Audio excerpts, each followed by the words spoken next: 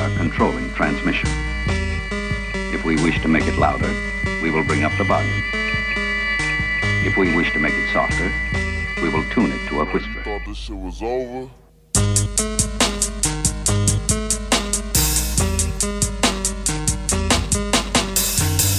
The following announcement has been paid for. Smart audio.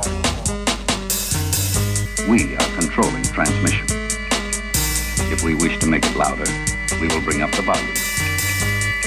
If we wish to make it softer, we will tune it to a whisper. Continuing the wave, you humanoids, hammer niggas, and Johnny-come-latelys are going to be following in a few years. StreetSmark Audio. October 29th, 2017. You know who I be. The scourge of the IWC. Mm-hmm. To the right of me, StreetSmark Audio, pay-per-view prediction champion. That's right. Current reigning. Undisputed. The Poonie Poon Pulverizer. Triple P. Mm-hmm. Mm-hmm. Hot Stuff Hollywood the Great. How you doing? Woo! Well, to quote Mr. T from Rocky 3, there is one word that can describe how I'm doing right now, and that's pain. Having some wisdom teeth issues right now. Been in a lot of pain for the last couple of days, you know what I'm saying? I said before we started recording, this might be my Jordan with the flu game right here, because here I am, the model of consistency, the model of tenacity, the picture of testicular fortitude. It's here sucking it up with one half of my mouth being on swole on the inside. Thankfully, you know, it's not on the outside or I'd look grotesque. But beside that, I'm doing all right. I shared our page with Carl, so he could hear all the wonderful things I've said about him over the last couple months, and I look forward to his reply. Anyway, how are you, my friend? I'm good. Official.StreetSmarks@gmail.com is how you want to contact us. Listen to us right here exclusively on YouTube, StreetSmark Audio. Or fuck with us. Official.StreetSmarks on SoundCloud. Official.StreetSmarks on IG. StreetSmart Fanpage on Facebook. Street_Smarks on Twitter. You are falling apart. You talking about my body? I mean, no homo, but yeah. Well, I mean, it's just, you know, it's just things that we go through in life. You know, I won't be the first person to have his wisdom teeth removed. I'm sure I won't be the last. I might be the first person who won't need anesthesia or anything to get them removed. But no anesthesia? Yeah, I mean, you know, I'm impervious to pain. So, except for when it's my body turning against itself like it's doing right now. But so, how are the dentists going to operate on your mouth being impervious to pain, being from Krypton allegedly? You kind of look like a Daxamite, but oh, I am not a Daxamite. We don't fuck with them. Even though my cousin has a thing for Monel on her show. But anyway, yeah, you know, just thankfully there have been ways that have been engineered for me to get a procedure like this to be taken care of with my invulnerability and dense molecular structure.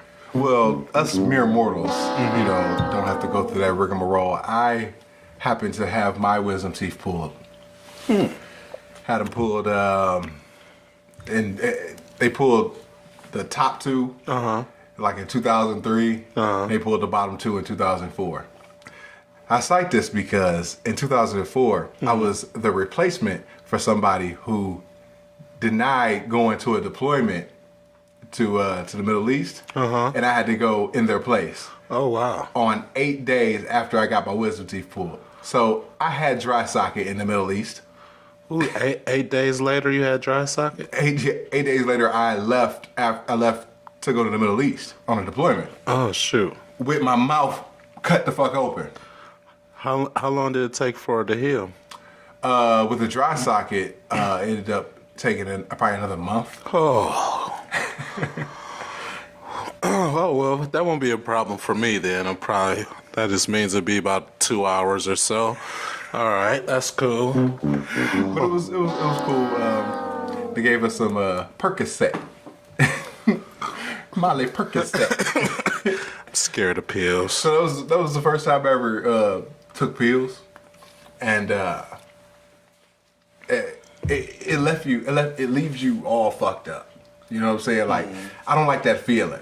You know what I'm saying? And they just willingly, because you got 100% medical, 100% dental, they just, here, you want some Vicodin? Here you go. You want some Percocet? Here you go. Doesn't matter. You know what I'm saying? And they wonder why a lot of military service members, become addicted to pills and pain medication. Vicodin was the reason why I started smoking weed again after my car accident, because, I took one. And I was like, ooh, this is not for me.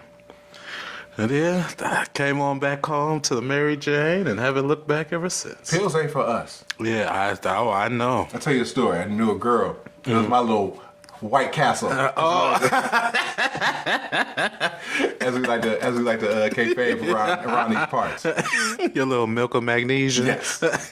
So my little White Castle, she was telling me before she had joined the military, they ask you a lot of questions, say, you ever taken any drugs, you ever committed a felony, shit like that. And, drugs, what are drugs? Felony, what's that? I've never committed a crime. Never, absolutely not. Sure. However, she had self-admitted that she took acid. You know what I'm saying? She's telling me the story. Uh-huh. And she said, well, they asked her how many times did you take acid? She said, about 2 times, which is a lie, obviously. They said, it's cool, because if you took it any more than 10 times, you would be clinically insane. Damn. So let me tell you about my White Castle a little bit more. Yeah, please continue. So my White Castle ends up getting put out of the military because one of her troops had their wisdom teeth pulled. Okay. And she ended up, checking on her troop. Hey, troop, are you okay? Hey, troop, how you doing? You know what I'm saying? You need anything? You all good? Making sure, the troop is okay while they're convalescing. Uh-huh.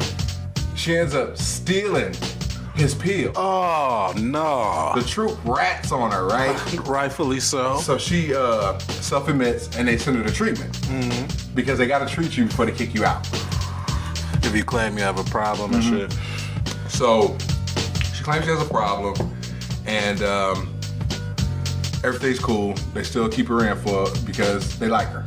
You know what I'm saying? Good old boy system. Anyway, it progresses. She ends up finding a cocaine connect. Oh, damn. The bitch started doing cocaine. Okay. I ran up into her, right? So go up to Moody Air Force Base in Valdosta, Georgia. Valdosta, Georgia, huh? It's Valdosta. How far from GTL is that? 3 hours. Oh, okay. Yeah. Side note story. I got a $1,300 speeding ticket down there. $1,300? She doing driving a jet or something? Tifton County, Georgia, do not speed. They have the cops over the overpass, and they're gunning. And then they have another cop just coming out of nowhere, just catching you. They caught me. I was doing 95 and a 65 construction zone, so double. Yeah, double. Gosh. So I got to GTL,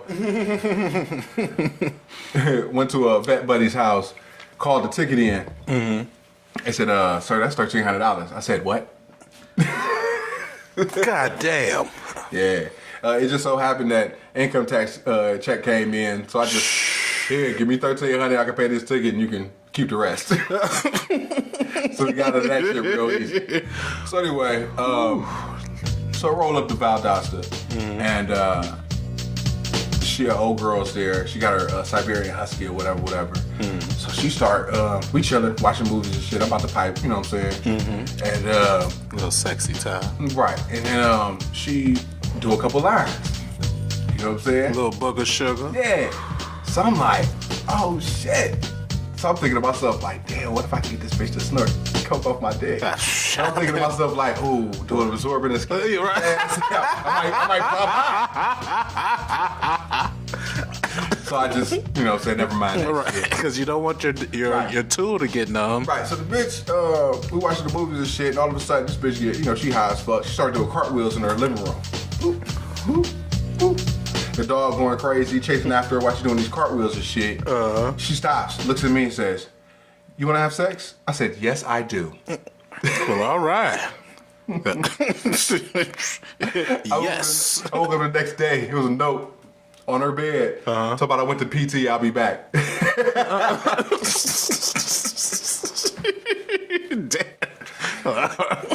So let me tell you about my White Castle a little bit more. Yeah, So please. she ends up getting put out. She ends up moving back to Montgomery. She's from Alabama. She's from the Gump. But she ended up staying in a different parts around that way. So she stayed in Troy, she stayed in Selma, she stayed in Phoenix City, Georgia. Right on the border, but basically on that line, I think it's 65 or 85. I can't remember which interstate it is. But anyway. Okay. So I have to do a TDY because we're doing I don't know what a TDY is. temporary duty, whatever, and I gotta go to Montgomery. I have to go to Maxwell Air Force Base to listen to a seminar or some shit about some new program that we're doing. Okay. So I'm sitting there for like 2 days. So I'm like, oh, I'm gonna come through, pipe out my little Yeah, podcast. you know what I'm saying? Shoot, All right. 6. So she's working for the military as a civilian. It's like literally 100 degrees. So I go to her building where she's working at, because I'm done with my seminar shit, and pull up on her, what's popping? It's 100 degrees. This bitch has on shorts, flip-flops, and a hoodie. Okay. So she's like, all right, we about to go to lunch. She said, come on, I'm gonna take you back to my spot. I'm like, oh shit, about to pipe real quick on lunch break, get to Noonan. So we pull up at her spot. It's not a house. It's not an apartment complex. It is a Howard Johnson's extended stay. Oh. So this bitch stays in the motherfucking, she works for the military or works for the Department of Defense, but lives in an extended stay. Okay. She opens the door, it's shit everywhere. If you ever watch Breaking Bad? I have. Okay, you ever seen any of those meth houses that Captain Cook used to, cook out of and shit? Picture that, but nobody's in the room. Okay. There's fucking bent spoons everywhere and shit, and I'm like, oh my shit. God. I'm like, this bitch ain't doing coke no more. I'm thinking this bitch doing heroin. Yeah. Nah, bitch doing meth. Oh. So the bitch shoots up meth right in front of me. She's trying to fucking find a vein. All right? She's checking her motherfucker, and she took off her hoodie, tracks, all her motherfucking shit. So I'm like, oh no, I'm not piping that on at this point. Yeah. Okay, so she's trying to find a vein in her arms, ain't happening. She's trying to find a vein in her in between her in the webbings of her motherfucking shit in her hands. Yeah. She ended up shooting up in the webbings of her toes. Yeah. So now she's spun. She's spun the fuck up.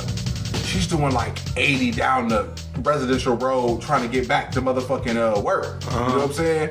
And I'm like white knuckling, hold the motherfucking car and shit because I think we about to crash. Naturally so. Okay? We get back in one piece. She says, I'll see you, come see you tonight and shit, stay at the hotel I'm at, come through, blah, blah, blah. I'm like, oh no. So anyway, I never hear from her again. Again. For like a year. Let me tell you about my White Castle. So she hits me up. It's about 2010. Like that. So she says, yo, I need $60. Can you wire me $60 to this Walmart? I'm like, no. The fuck? She said, you ain't shit, fool. You ain't shit. So, Oh shit. I said, fuck it. I wired her the money. Oh I said, no. She ends up telling me what happened. She says later that night, she tried to steal a truck. Got arrested. She self-admitted again and got sent to a treatment facility courtesy of the Department of Defense. So your tax dollars at work. Oh. Funded this bitch rehab like 3 times. Oh wow. And that's the story of my White Castle. Wow. Well, that definitely had a lot of unexpected twists and turns there, my friend. First of all, kudos for you not having sex with her after you saw she was a junkie. But thumbs down for wiring that bitch $60 after she called you some names. I mean, I simp. Yeah, I ain't go for it. big time for a junkie. I was an enabler. Yes, big time. And something tells me in the back of your mind you were hoping that she was clean so you could have White Castle one more time. One more time. 'Cause I'm telling you, back in like 03, fattest ass. You know what I'm saying? It was ridiculous. Now, meth didn't eat her up or nothing like that. She was still right. That's good. But no, she was still wrong in the arms. You know what I'm saying? Her arms look like the Transcontinental Railroad. You feel what I'm saying? Man. That's train tracks for all you millennials. We gonna come back. We're gonna talk about some wrestling. Peace.